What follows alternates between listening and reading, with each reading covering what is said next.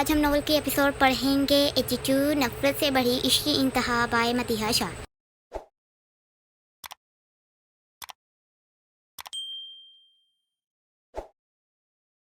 आज हम नॉवल के एपिसोड पढ़ेंगे एटीट्यूड नफरत से बढ़ी इश्क की इंतहा बाय मतीहा शाह। मिस्टर अकराम, आपकी बेटी को होश आ गया है, आप मिल सकते हैं। डॉक्टर अकराम को हिलाते आगाह कर गए। अकराम जो चेयर पर बैठे ही सो चुके थे, आंखें खोलते एकदम अलर्ट होते सुन भाग रूम की तरफ लपके। मैं यहाँ कैसे पहुँच गई। आए जैसे ही होश में आई, छत को घूरते नजरें अपने आस पास दोहराते जायजा ले गई। आए जैसे जैसे जहन पर जोर डालना शुरू हुई, आहिस्ता आहिस्ता जैसे इसको वो रात याद आई। बुरहान, जैसे ही रात में होने वाली चीज़ें याद आई, आंखों में नमी भरी, सास सितमगर की याद आई। क्या मैं बेहोश हो गई थी? वो खुद अस्पताल में देख उलझी थी। क्या वो मुझे यहाँ लाया? तड़पते नज़रों ने उसको ढूंढना चाहा। कभी उस चीज़ के लिए माफ़ नहीं करूँगी। वो दर्द से सुस्कियाँ बढ़ गई, जबकि अपनी आवाज़ को अंदर ही बंद किया, जबकि तेजी से आंखें भी रगड़ डाली कि मबादा वो आंसू देख ना जाए। आयत पापा, आयत साग से अकराम को देख उठने की कोशिश कर गई। कैसी है मेरी बेटी? अकराम फ़ौरन से आयत के करीब होते बैठे थे, जबकि आयत जो साग सो चुकी थी हल्के से अपने बाप को देख लब भींच गई। दिमाग में कितने ही सवाल उठे। पापा आप कब आए? आयत इनके चेहरे पर आंसू के निशान अच्छे से देख सकती थी, जबकि घबराए लहजे में पूछ नजरें तेजी से डोर पर टका गई। बुरहान कहाँ है? दिल में तेजी से सवाल उठा था, जबकि मुंतजिर सी पलके बुरहान को देखने की चाह कर गई। वो नाराज़ होना चाहती थी, इसको बताना चाहती थी कि इसको इसका ये रवैया बहुत बुरा लगा, लेकिन वो सितमगर सामने आने का नाम ही नहीं ले रहा था। आयत की आंखें भीगी थी। आयत अकराम उसकी निगाहों को डोर पर टिके देख अच्छे से समझ गए थे कि वो शायद बुरहान का इंतजार कर रही है। पापा आप कब? मैं सुबह ही आया हूँ। बुरहान ने बताया, रात तुम्हारी तबीयत खराब हो गई, जिस वजह से वो तुम्हें अस्पताल ले आया। बस फिर मैं यहाँ चला आया। अकराम ने बहुत सफाई से अपनी बेटी को झूठ बोया। वो नहीं चाहते थे कि बुरहान की इस हरकत पर शर्मिंदा सी हो या इसको बुरा लगे कि उसका बाप सब कुछ जान गया। डॉक्टर ने कह दिया है कि अभी मेरी बेटी बिल्कुल ठीक है और थोड़ी देर बाद ही हम लोग साहिवाल के लिए रवाना होंगे। साहिवाल? आयत चुंकी थी, जबकि तेजी से पूछा। हाँ साहिवाल, मैं तुम्हें लेने ही आया था। बुरहान से मैंने बात की है, इसको कोई काम आ गया जिस वजह से वो गया हुआ है। अकराम ने अपने आयत के बालों को सहलाते प्यार से गोया। तो इसका मतलब वो मेरा सामना नहीं करना चाहता, वो शर्मिंदा होगा अपनी हरकत पर। आयत ने दिल ही दिल में सोचा था, जबकि डर से आंखें मूंदी। अकराम इसको देख आराम से बाहर गए थे। अपने बॉस को बता देना कि हम लोग साहिवाल के लिए निकल चुके हैं। अकराम ने तो काशिफ और आशिम को देखते स्पाट से लहजे में कहते गाड़ी की तरफ बढ़ी। यहाँ आयत बैठी अपने बाप का इंतजार कर रही थी। खादम ने भी हैरानगी से अकराम को जाते देखा था। ऐसे क्यों लग रहा है जैसे कुछ बुरा हुआ हो? काशिफ ने अपना खदशा खादम और आशिम पर जाहिर किया। अभी ये छोड़ो, ये सोचो कि बॉस कहाँ होंगे जो रात के गए अभी तक वापस नहीं आए। हाशिम ने एक बार फिर से बुरहान के पर्सनल नंबर पर कॉल बनाई। कहाँ मर गए थे तुम सब? कितनी देर से आवाज़ें मार रहा हूँ। फैसल शाह जो कब से सोफे पर बैठे मुलाजमों को आवाज़ें मार रहे थे, तासुब से बोलते मुलाजमों की जान निकाल गई। मेरे लिए जल्दी से एक गिलास लेमन जूस लेकर आओ। फैसल शाह सबको डरे खामोश देख खा जाने वाले अंदाज में गोया। ये कहाँ जाने की तैयारी हो रही है? असलम शाह जो सीढ़ियों से नमदार हुए थे, फैसल शाह के सवाल पर एक नज़र अपने भाई को देखा। होश आ गया आपको? असलम शाह जिसकी आंखें लाल सुर्ख हुई पड़ी थी, बुनवे चिकाई पूछा। तुम्हें क्या हुआ है? ऐसे क्यों लग रहा है जैसे मुझसे ज़्यादा तुमने नशा के लिए कर लिया हो? फैसल शाह ने मुंह बसोरते तंजी अंदाज अपनाते तनक कर पूछा। ठीक कहा आपने, कल रात आपने खुद अकेले नशा नहीं किया, बल्कि अपने साथ मुझे और जमाल को भी घसीटा। असलम शाह की आंखें जैसे एक बार फिर से बरसने को तैयार हुई। क्या मतलब है? फैसल शाह मुलाजिम के हाथ से गिलास लेते तो टोक दरियाफ्त कर गए। मैं कौन सी बात बताऊँ आपको? आपने कुछ बाकी रहने ही नहीं दिया। भाई साहब आपने तो मुझसे मेरा सब कुछ छीन लिया। आज ऐसा लगता है जैसे ये मेरे गुनाहों की मुझे सजा मिली है। असलम शाह का दिल भरा था, जबकि साथ ही आंखों से आंसू निकले। ऐसे पहेलियाँ क्यों बुझा रहे हो? सीधे सीधे बताओ क्या हुआ है? फैसल शाह जो एक ही सांस में पूरा ग्लास खाली कर गए थे, कुछ बुरा होने का एहसास चेहरे पर लाते असलम के आंसू देख के। कल रात आपने अपनी माजी के कई बड़े गुनाह जमाल के सामने खोले। इतना ही नहीं, ये भी बता डाला कि वो आपका बेटा है। भाई साहब क्या इस दिन के लिए आपने मुझे जमाल का बाप बनाया था? क्या इस दिन के लिए मैंने जमाल को अपना नाम दिया था? क्यों आपने मेरे साथ ये किया? असलम की आवाज़ बुलंद हुई थी, जबकि फैसल शाह सुन एकदम से उठे थे। वो बेयकीनी से असलम शाह को देख के झूठ बोल रहे हो तुम? कौन से राज मैंने जमाल के सामने खोल दिए? फैसल शाह शौक सा घबराया अपने भाई के पास बैठा। मैं नहीं जानता, अभी वही आपसे बात करेगा। मुझे सिर्फ इतना पता है, आपने मेरी मोहब्बत मिट्टी में मिला दी। असलम शाह स्पाट बोलते एकदम से उठा था।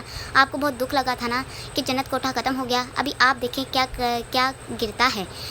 भाई साहब, असलम शाह गुस्से से बोलते बिना फैसल शाह की सुने घर से निकल गाड़ी में सवार हुआ। फैसल शाह जो असलम शाह के पीछे लपके थे, वहीं गेट के पास सर पकड़ते बैठे। साहिवाल?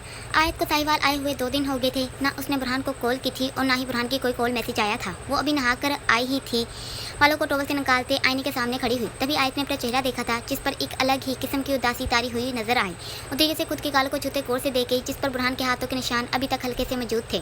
साथ ही डर से आंखें मूंदी। वो उस रात को याद भी करना नहीं चाहती थी, लेकिन वो कितने ही सवालों में उलझी पड़ी थी। वो चाक कभी बुरहान की इस हरकत से खौफजदा नहीं हुई थी। और ऐसा क्यों था? आयत को उसका जवाब चाहिए था। उसका दिल क्या सोच रहा था? वो हैरान थी। वो नाराज़ होना चाहती थी, लेकिन अभी ऐसा हाल था कि एक बार उससे बात हो जाए। आयत जो अपने ख्यालों में गुम खड़ी थी, ईमान की आवाज़ सुन पलट देख गई, जबकि साथ ही गीले बालों को जोड़े की शक्ल में कैद किया। शहरयार आया है। ईमान ने एक नज़र उसकी आंखों को गौर से देखा था, जिसमें आंसू का पानी भरा था। शहरयार यहाँ है। वो शहरयार नाम सुन खुश और थोड़ा सा हैरान हुई, जबकि साथ ही सर पर दुपट्टा अच्छे से पिन करना शुरू किया। हाँ, 2 दिन से वो यहाँ आया हुआ है। ईमान ने इतना कहते कदम बाहर की तरफ बढ़ाए। अस्सलाम वालेकुम। आयत अपने चेहरे पर खुशी सजाए लाउंज में दाखिल होते खुशी से बोलते शहरिया के सामने वाले सोफे पर विराजमान हुई। वालेकुम सलाम, तुम आ गई। शहरिया जो पहले सोच रहा था आयत को देख खुशी से खड़े होते गोया, बस आ ही गई। आयत हल्की सी मुस्कान चेहरे पर सजाए शहरिया को बैठने का बोल गई। कैसा है मियाँ अकराम? कैसे हो मियाँ अकराम, जो अभी घर में आए थे? लाउंज में आयत का मुस्कुराता चेहरा देख शहरिया को मुखातिब करके, कैसे हैं आप अंकल? शहरिया फ़ौरन से खड़ा हुआ था, जबकि साथ ही इनको गले मिला। हम भी अच्छे हैं। चलो तुम दोस्त से मिलने के लिए बहाने घर तो आए। अकराम आयत को चमकते चेहरे को देख मुस्कुराते शहरिया को भी मुस्कुराने पर उकसा गए। बस अंकल, शहरिया खामोश सा हुआ था। चलो तुम दोनों बातें करो। अकराम कहते आराम से किचन की तरफ गए थे कि शबाना बेगम को बोल सकें शहरियार के लिए चाय बनाए। फरहान ने कैसे आने दे दिया। शहरियार हल्के फुल्के अंदाज में आयत को देख पूछ गया।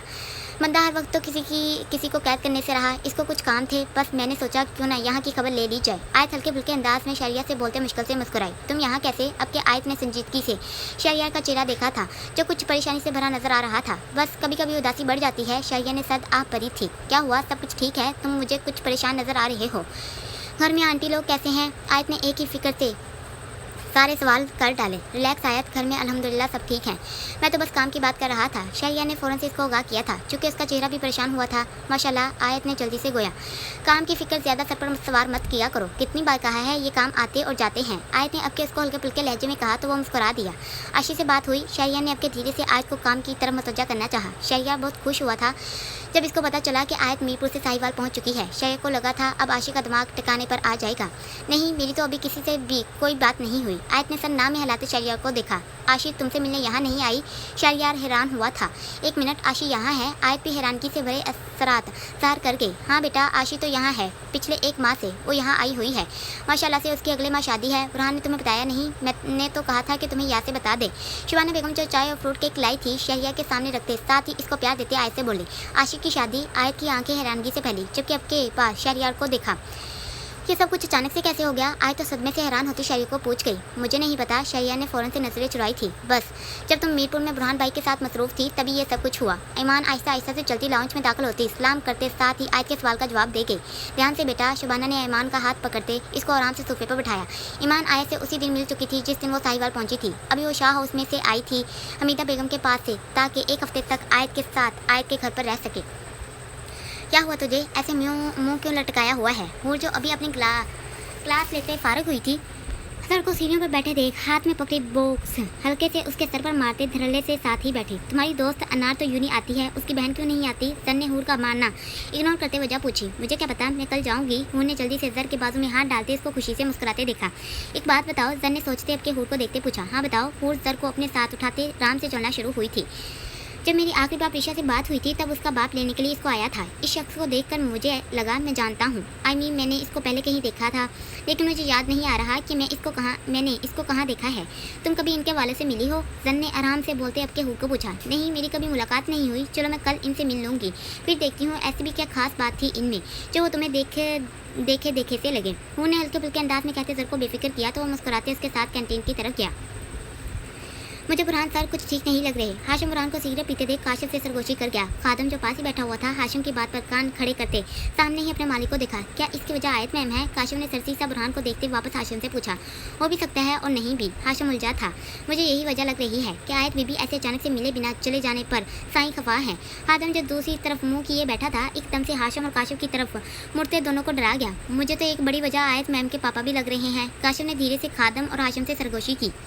अबादा कहीं बॉस सुन ना ले, ये भी वजह हो सकती है। खादम और हाशिम एक साथ बोले थे। खादम गाड़ी तैयार करो। बुरहान जो सोचों में घेरा पड़ा था एकदम से सिगरेट फेंक लंबे लंबे ढक बढ़ते घर में दाखिल हुआ, जबकि खादम तेजी से गाड़ी की तरफ भागा। साईं कहाँ जाना है? खादम बुरहान को तैयार होते आते देख धीरे से रियाज कर गया ताकि ड्राइवर को वो आगाह कर सके। गाड़ी में खुद ड्राइव करूंगा। बुरहान आंखों पे ग्लासेस लगाए तेजी से बैठा तो खादम भी भागते गाड़ी में सवार हुआ। हाशिम लोग अपनी सिक्योरिटी की गाड़ी पर सवार होते पीछे ही बुरहान के निकले। वैसे बॉस इतनी धूम में किसका इंतजार कर रहे हैं? हाशिम खादम और काशिफ के करीब आते सोचने वाले अंदाज में बोला। ऐसे कर, सीधा चलते हुए बॉस के पास जा और इनसे पूछ, बॉस आप हमें कहाँ ले आए हैं? हाशिम ने दांत चबाते हल्के फुल्के अंदाज में खादम को हंसने पर मजबूर किया। काशिफ का मुंह बना था। वैसे मुझे लगा था साईं साहिवाल जाने वाले हैं आयत बीबी को ले जाने। खादम गाड़ी के साथ लगते सिगरेट जला गया। मुझे भी यही फील हुआ था। आखिर सर को देखो कैसे शरीफों की तरह तैयार होते आए हैं। हाशिम ने भी सामने गौर से बुरहान को देखने का बोलते इनकी नजरें सामने मकोज की, लेकिन इस बड़े से दरबार में कौन गया है? काशिफ उलझा था, चूंकि जिस जगह पर अभी वो लोग खड़े थे वो एक दरबार था। कितनी मुश्किल से वो लोग इस जगह पर पहुंचे थे। अंदर जमात चल रही थी, बहुत जरूर किसी का इंतजार कर रहे हैं। हाशिम ने बुरहान को घड़ी पर टाइम देखते देख धीरे से बोलते लब भींचे।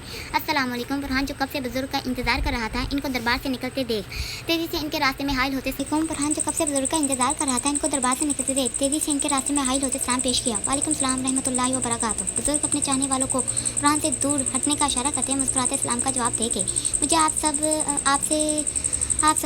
आपसे कुछ पूछना है। बुरहान ने बहुत आराम से गोया था। हमारे साथ चलो। बुजुर्ग ने तो टोक गोया था। वो कदम आगे को बढ़ाए। बताओ हम क्या खिदमत कर सकते हैं? बुजुर्ग अपने एक अदद बड़े से कमरे में बैठते बुरहान से पूछ के। बुरहान इनके पास नीचे ही जमीन पर बैठा। आपने कहा था मैं आपके पास एक माह बाद आऊँ। मुझे समझ नहीं आया ऐसे क्यों? बुरहान जो उलझ चुका था इनकी इस बात से सीधे सीधे सवाल पूछ डाला। वो इसलिए चूँकि जो तुमने हराम पिया था उसका असर 1 माह 10 दिन बाद ही उतर सकता है। चाहे तुमने गुस्से में पी या अनजाने में, आखिर गुनाह किया है। जब हराम चीज़ को पीते हैं तब अल्लाह उस बंदे को खुद से दूर तक कर देता है। वो बंदा अल्लाह के नाफरमान लोगों में शामिल हो जाता है। बुजुर्ग ने हाथों पर तस्बीह को पकड़ते बुरहान को देखा। मैं इसीलिए तो आया हूँ, मुझे अल्लाह से माफ़ी मांगनी है। मैं अपने इस गुनाह को साफ कर देना चाहता हूँ, अल्लाह को राज़ी करना चाहता हूँ। वो कैसे हो सकता है?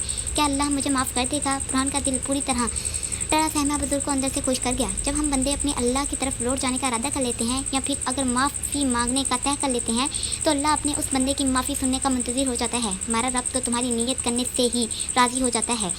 बुजुर्ग का चेहरा खुशी से जैसे चमका था। बुरहान ने गौर से इनका चेहरा देखा जिस पर एक अलग ही नूर नजर आ रहा था। एक बार नमाज को कायम करो, उसके बाद घर में बैठकर हाथ उठाते गुनाहों की माफ़ी मांगो, आंखों से आंसू निकाल अपने रब को राज़ी कर लो। तुम्हें पता भी नहीं चलेगा और तुम्हारा रब तुम्हारी माफ़ी सुन तुम्हें माफ़ कर राज़ी हो जाएगा। मुझे कैसे पता चलेगा कि अल्लाह ने मुझे माफ़ कर दिया? बुरहान ने अपने अगला सवाल इनके चेहरे को वैसे ही तकते पूछा था।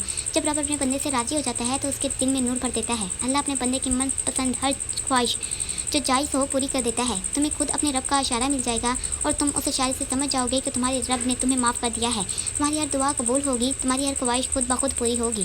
बेशक वो सबको बख्शने वाला और माफ़ करने वाला है। बुजुर्ग ने आपके उंगली उठाते ऊपर की तरफ इशारा किया था। बुरहान आराम से उठा था। वो अपनी मंजिल चुन चुका था, अभी सिर्फ उस रास्ते पर चलना था। बुजुर्ग ने इसको जाते देख हल्के से मुस्कुराते उसके हक में दुआ की थी।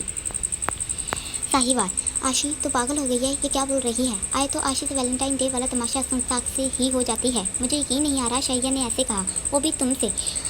आया था आशी को रोते देख हैरानगी से आशी के सामने बैठी, जबकि इसको यकीन ही नहीं आ रहा था कि शैया भी ऐसे कह सकता है। हाँ, इसने मुझे जलील कर दिया, मुझे मेरी ही नजरों में गिरा दिया। मैं पागल थी जो इसको 4 साल से अपने दिल में फंसाई बैठी थी। शायद मेरा ही कसूर है, मुझे मोहब्बत अपनी हैसियत देखकर करनी चाहिए थी। कहाँ वो और कहाँ मैं। बस करो आशी, मोहब्बत देखकर नहीं होती। अगर ऐसा होता तो कभी भी सलीम को अनारकली से और लैला को मजनू से मोहब्बत ना होती। और एक बात बताओ, अगर उसने इनकार कर दिया तो तुम्हें ये बेवकूफ़ी करने की क्या ज़रूरत थी? ये शादी करने से क्या सब कुछ ठीक हो जाएगा? तुम शैया को दिल से निकाल चुकी हो। हाँ, इस पार से होते आशी को बातों से पकड़ते चंचोड़ते बोली, आए तुमने दिल की सुनकर मजीद मैं दर्द बर्दाश्त नहीं कर सकती थी। तुम अच्छे से मेरे बारे में जानती हो, मेरे सर पर सिर्फ मेरी माँ का साया है। मामू मेरे ने अगर अभी मेरी माँ का फ़र्ज उतारने के लिए रिश्ता मांग लिया तो मैं क्यों इनकार करती? मैं इनकार कर भी देती अगर शैया मेरे साथ होता। जब वो शख्स जिसको मोहब्बत की वो ही साथ ना हो तो मैं क्या करूँ? बस आयत मैंने तय कर लिया है, अब मैं बिल्कुल भी फैसला नहीं बदलूंगी। मैंने सोच लिया है जो मेरी किस्मत में होगा मुझे मिल जाएगा। अब मैं शैया के पीछे भागूंगी नहीं। आशी ने बेदर्दी से आंखें रगड़ी थी। अच्छा, तुम्हारे ऐसा अपने गिरे हुए कज़न से शादी करने पर सब कुछ ठीक हो जाएगा? जो तुम बोल रही हो कि वो शादी के बाद सुधर जाएगा, अगर वैसे ना हुआ तो क्या करोगी? सारी ज़िंदगी उसके साथ बांधी रहोगी क्या कि वो तुम्हारा मामू का बेटा है? तुम्हारी माँ बर्दाश्त नहीं कर पाएगी। आयत को भी गुस्सा आया था। वो गुस्से से भरे लहजे में आशु को अच्छे से तनक कर पूछ गई, आयत मैंने शादी के लिए अपनी खुशी से हाँ की है और अब शादी के कार्ड भी सारे खानदान में बांट दिए हैं। अब कुछ नहीं होगा। आशु ने संजीदगी से आयत के सामने खड़े होते आंखों में देख खोया। ठीक है, जो दिल में आता है करो। आयत का चेहरा सपाट हुआ था जबकि गुस्से से आशु को देखते अपना बैग लेते रूम से निकली। लाहौर। हाय सर, जो प्रिशा को क्लास लेते देख क्या था वहीं उसकी क्लास के बाहर खड़े उसका इंतजार करना शुरू किया। अभी वो क्लास से निकली थी कि सर ने मुस्कुराते चेहरे पर स्माइल सजाए प्रिशा को अपनी तरफ मतवजा किया। प्रिशा जो अचानक से दर के सामने आने से डर गई थी, घूरते मंत्रों की से दर को वही छोड़ छोटे छोटे कदम लेते आगे बढ़ी। अरे सर चूंगा था जबकि उसके पीछे भागते एक बार फिर से रास्ते में हायल हुआ। क्या हुआ, तुम ऐसे भाग क्यों रही हो? मैं उस दिन वाला ही हूँ जिसने तुम्हारी मदद की थी। जर तो उसके ऐसे भेद पर ही हैरान हो गया था कि कोई इतना भी बेतलुकी जाहिर कर सकता है। आपका मसला क्या है? आप मेरा रास्ता क्यों रोक रहे हैं? प्रिशा बिल्कुल अनार के सिखाए तरीके पर अमल करते आंखों में वैसे ही गुस्सा भरने की नाकाम सी कोशिश करते सब को गौर से देखने पर मजबूर कर गई। वो हल्के से मुस्कुराया था जबकि आराम से अपना बैग जो हाथ में था कंधे पर टकाया। मेरी दोस्त बनोगी? सर उसका मासूम सा चेहरा देख अपना हाथ आगे बढ़ा गया। प्रीशा ने अब के सर को गौर से देखा था। ये दोस्त क्या होता है? मुझे बताओ, क्या मैं खा सकती हूँ? प्रीशा दोस्त लफ्ज़ सुन उलझी थी, जबकि बच्चों की तरह एकदम से अनार का सिखाया तरीका छोड़ अपनी फॉर्म में आई। हाँ, ये कोई खाने की चीज़ नहीं है। दोस्त मतलब? सर कहका लगाते अब के सोचने लगा कैसे समझाए। जैसे तुम्हारी अनार आपी हैं, इनकी फ्रेंड्स जो हैं वो सब इनकी दोस्त हैं, ऐसे ही जैसे अनार के वो दोस्त हैं। क्या तुम मेरी दोस्त बनोगी? सर ने बहुत मुश्किल से जैसे कैसे करके प्रीशा का दिमाग घुमाया था। दोस्त बन के क्या मिलेगा? प्रीशा जिसके पल्ले कुछ नहीं पड़ा था अपने मतलब की बात पर सर को अच्छे से दरियाफ्त किया। दोस्ती से बहुत से फ़ायदे मिलते हैं। अगर कोई तुम्हें यहाँ तंग करेगा तो मैं उसका मुँह तोड़ दूंगा, और ऐसे ही जब तुम्हें कुछ खाना होगा मैं तुम्हारे लिए कैंटीन से सब कुछ लाया करूँगा वगैरह। सर को प्रीशा बिल्कुल एक छोटी बच्ची की मानक लगी थी। इसको प्रीशा को समझाना बहुत मुश्किल काम लगा था। ठीक है, प्रीशा खाने वाली बात पर मुस्कुराते सर के हाथ को देख अपना हाथ आगे बढ़ा गई। बुलाओ। सर उसका हाथ अपने हाथ के बिल्कुल सामने देख उसको बोल गया, तुमने भी तो ऐसे ही किया। प्रीशा सर के हाथ को सामने देख अपना हाथ भी सामने करते इसको हैरान कर गई। सर उसके ऐसे अंदाज पर हल्के से मुस्कुराया था जबकि जल्दी से खुद ही उसके हाथ को अपने हाथ में कैद किया। क्या कर चल रहा है अभी मेरे आने से पहले? हूर जो सर और प्रीशा को हाथ मिलाते देख गई थी अब के प्रीशा को अनार के साथ जाते देख सर को मुखातिब कर गई। वो मेरी दोस्त बन गई है। सर ने खुशी से हूर को बोया। तुमने उसके वालिद को देखा? सर को अचानक से प्रीशा का वालिद याद आया था तो तेजी से पूछा। चूँकि हूर सुबह गई थी अनार के घर और प्रीशा को यूनी ले आई। नहीं, उसके वालिद पहले ही घर से जा चुके थे इसलिए मुलाकात नहीं हो सकी। हूर ने मायूसी से बताते सर को देखा। चलो कोई नहीं, भी कभी याद से देखना। सर ने हूर के साथ कदम से कदम मिलाते आराम से लहजे में कहा। माजी दादा भाई, आयमा जो चहकते भागती आई थी दादा पक्ष को देख इनके साथ लगी। कैसी है हमारी बहन? दादा पक्ष इसको खुद में भीजते मोहब्बत से दरियाफ्त करके। मैं ठीक हूँ, इस बार आपने आने में बहुत देर की। आयमा का शिकवा ज़बान पर आया। माफ़ी, मैं मसरूफ़ बहुत था। दादा बख्श ने कानों को हाथ लगाते आयमा से माफ़ी मांगी तो आयमा हल्के से मुस्कुराते दादा बख्श के फिर से साथ लगी। दादा भाई कितनी बार कहा है ऐसे मुझसे माफ़ी मत मांगा करें। आयमा मोहब्बत से आपके दादा बख्श के साथ सोफे पर बैठते बोली। आयमा तूने सोचा? दादा बख्श ने फ़ौरन से आयमा से जानना चाहा। दादा भाई आप जानते हैं अम्मा को, और वैसे भी मैंने समझौता कर लिया है। आयमा ने बहुत आराम से कहते दादा बख्श को साथ किया। कैसे आना हुआ दादा बख्श? रोशन बेगम एकदम से बैठक में दाखिल होते दादा बख्श के सामने बैठी जबकि आयमा जो दादा बख्श के साथ जुड़े बैठी थी खड़ी हुई। मैं आपके लिए कुछ लाती हूँ। आयमा एक नज़र दादा बख्श को देखते वहाँ से गई। सुकून मिल गया खाला, अपनी बेटी को भी वही रास्ता दिखाकर जिस पर तुम खुद गुजर गई थी। दादा बख्श की आवाज़ ऊंची हुई थी। रोशन ने मुँह बसोड़ते दादा बख्श को देखा। जब तुम्हें पता है तो क्यों बार बार मेरा सर खाने चले आते हो? रोशन ने अपनी खास मुलाजमा को पान लाने का इशारा किया था। वो हाथ में पकड़ी डब्बी तेजी से रोशन बेगम के सामने कर गई। खाला खुदा से डरो मत, आयमा को दोजों की आग में फेंको, रहम खाओ उस बच्ची पर, क्या मिल जाएगा की ज़िंदगी को बर्बाद करके। दादा बख्श अपने गुस्से को जब्त करते धीमे से बोले। रोशन बेगम ने पान लेते अपने मुंह में रखा। दादा बख्श मैं अपनी बेटी की ज़िंदगी बना रही हूँ, तुम फिक्र नहीं करो, वो इस गंदगी से निकल जाएगी। रोशन बेगम ने अपने पान चबाते दादा बख्श को ताकत से देखा। खाला एक बार सिर्फ आयमा मेरे साथ जाने की हामी भर दे, खुदा की कसम खाता हूँ इसको यहाँ से तुम्हारे सामने से लेकर जाऊँगा। दादा बख्श दो टोक बोलते एकदम से खड़ा हुआ था। कोशिश कर ले तू, मैं तुझे नहीं रोकूंगी, तेरा हक बनता है, आखिर एक तू ही हमारा भला सोचने वाला है। रोशन बेगम ने तंसिया तीर फेंका था। दादा बख्श खास जाने वाली नज़र रोशन बेगम पर डालते जाने के लिए डोर की तरफ बढ़ा। भाई इतनी जल्दी मत जाएं। आयमा जो चाय लेते आई थी दादा बख्श के सामने हुई। जिस दिन तुम मेरे साथ जाने की हामी भरोगी आयमा, उस दिन मैं खुशी से तुम्हारे हाथ की चाय पीऊँगा। दादा बख्श ने उसके सर पर प्यार दिया था और वॉकआउट कर गया। आयमा उसको जाते देख गुस्से से अपनी अम्मा को देख गई। वो जानती थी दादा के जाने की वजह। एक तरफ फैसल शाह वकाश राजी के साथ मिल चुका था मुराद को ख़त्म करने के लिए, तो दूसरी तरफ मुराद ने सुल्तान शाह से कह दिया था कि जल्द से जल्द जन्नत की रुखसती करके इसको फारग कर दिया जाए। जैसे ही मुराद ने अपनी ख्वाहिश जाहिर की सब बड़ों ने तैयारियां शुरू कर दी। वक्त तेज़ी से पंख लगाए भागना शुरू हुआ था। फैसल शाह मुराद से अपनी मोहब्बत छीनना चाहता था, उसके साथ ही वो सबकी नज़रों में अच्छा भी बनना चाहता था। इसीलिए फैसल शाह ने अस्मा के साथ शादी करने के लिए हाँ कर दी। कुछ ही दिनों बाद फैसल शाह और अस्मा की शादी हो गई। फैसल शाह ने बहुत जल्दबाजी में ये कदम उठाया था, बहुत सादगी से सब कुछ किया गया था। वो मुराद से पहले शादी करना चाहता था। फैसल शाह ने जायदाद के लिए अस्मा से शादी की ताकि शादी के बाद वो अच्छे से अपना कारोबार और ज़मीनें बना सके। फैसल शाह के दिल में शाहू के लिए नफरत भर चुकी थी। वो किसी भी तरह मुराद से दोगुना अमीर होना चाहता था, मगर अफसोस ये उसके मरने के लिए भी ख्वाब पूरा ना हो सका। एक तरफ वो खानदान में अस्मा की ज़िंदगी से खेलना शुरू हुआ था तो दूसरी तरफ जन्नत के लिए वो पागल सा जन्नत कोठा बनाते उसमें रोशन से उसकी बेटी के लिए कितने ही वादे कर गया था। आयमा को अपनी ज़िंदगी में शामिल करने और उसको कोठे की ज़िंदगी से निकाल हवेली में ले जाने के ख्वाब दिखा गया था। लेकिन कहते हैं एक तवाइफ की ज़िंदगी तवाइफ से शुरू होते तवाइफ पर ही ख़त्म होती है। ऐसे ही आयमा का अंजाम होने वाला था और इसकी सबसे बड़ी वजह उसकी माँ बनने वाली थी। फैसल शाह की शादी को 2 हफ्ते हुए थे कि मुराद की शादी आलिशान तरीके से सुल्तान शाह ने की थी। हर तरफ खुशी का समा भरा था। आखिर मीरपुर में मुराद की सबसे बड़ी शादी की तकरीब रखी गई थी। मुराद के संग सफदर ने अपनी प्यारी बहन जन्नत को रुखसत किया था। वो दुल्हन के रूम में एक हूर ही नजर आ रही थी। नाज बेगम जन्नत को प्यार से लाते मुराद की बेड पर बैठा गई। या अल्लाह इस दिन की इस दिल की रफ्तार को ज़रा कम कर दे, मैं कहाँ जाऊँ। जैसे ही नाज बेगम इसको कमरे में छोड़ वापस गई थी, जन्नत घूंघट खुद से उठाते बेड से नीचे उतरी। भाभी की बातों का मतलब क्या था? अभी मेरे साथ। वो टेंशन से कभी इधर तो उधर चक्कर लगाना शुरू हुई। क्या मुसीबत है? इससे पहले वो अपने लहंगे में फंस गिरती, गुस्से से लहंगे को उठाते घबराई। जन्नत इतना मत सोच, कहीं ऐसा ना हो शबाना की बात दुरुस्त साबित हो जाए। जन्नत को अचानक से शबाना के अल्फाज याद आए थे जब उसने कहा था, जन्नत कहीं ऐसा ना हो मुराद भाई के शिद्दतों को साथे साथे तो बेहोशी हो जाए। कुछ नहीं होता, मैं बहादुर हूँ, मैं मुराद से बिल्कुल भी डरूंगी नहीं।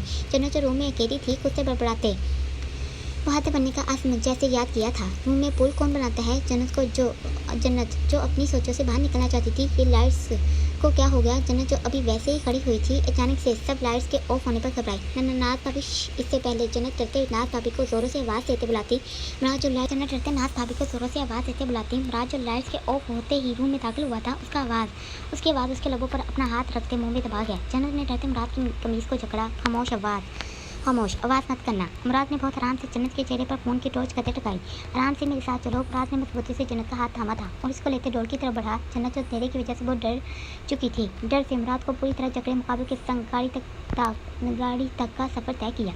अभी वो लोग गाड़ी तक पहुंचे थे कि पूरी हवेली में एकदम से रोशनियाँ भरी। मुराद ने जन्नत के गाड़ी का डोर खोला था और इसको प्यार से गाड़ी में सवार होने का कहा। हम कहाँ जा रहे हैं? जन्नत जो गाड़ी में बैठ चुकी थी, हवेली की लाइट्स ऑन देख हैरानगी से मुराद को पूछा।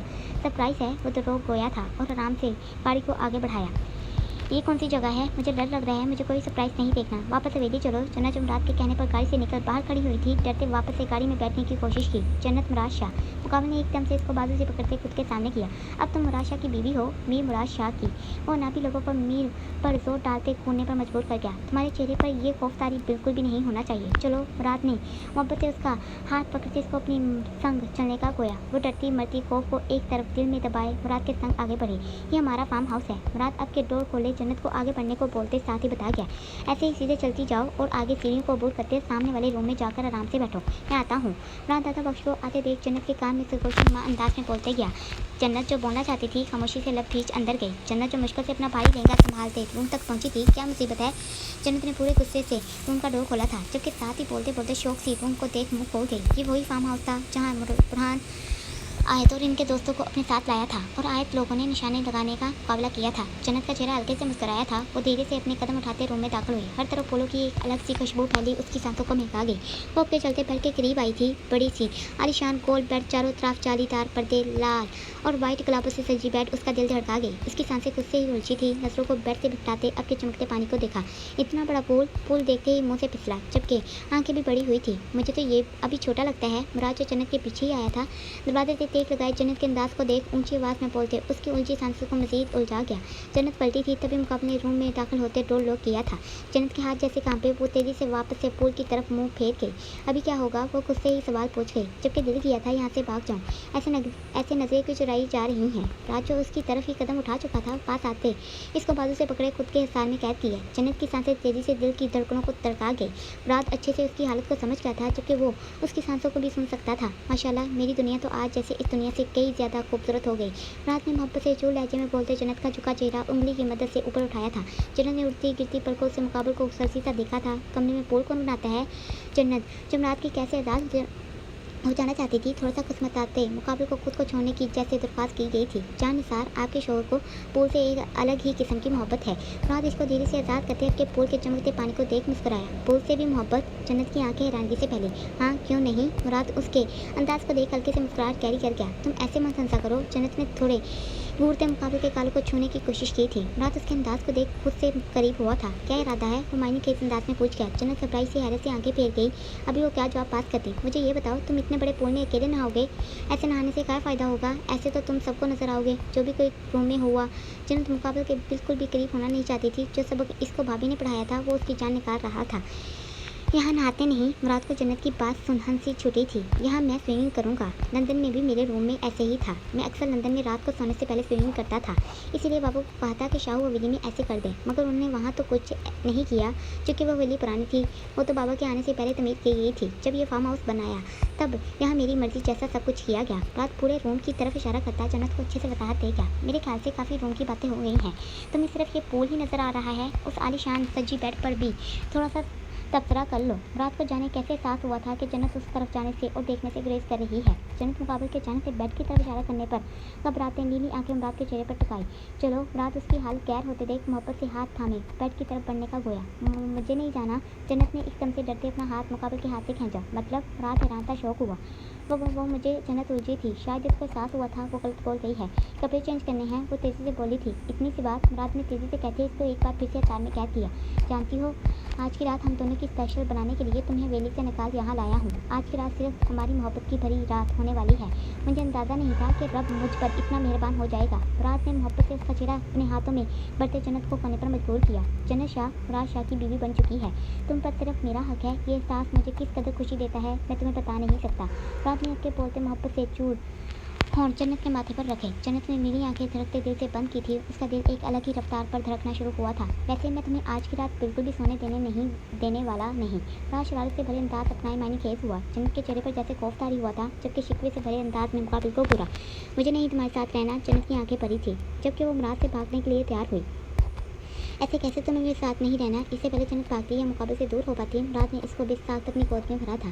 जब वह मोहब्बत से भरे अंदाज में बेड की ओर गया, जन्नत जिसकी आंखें भर चुकी थी मुकाबले के बेड पर लेटने पर जल्दी से उठने की नाकाम सी कोशिश की। वो सारी रात से जैसे बंद कर गया था। मोहब्बत से उसकी आंखों से टूटे मोती चुन गया था।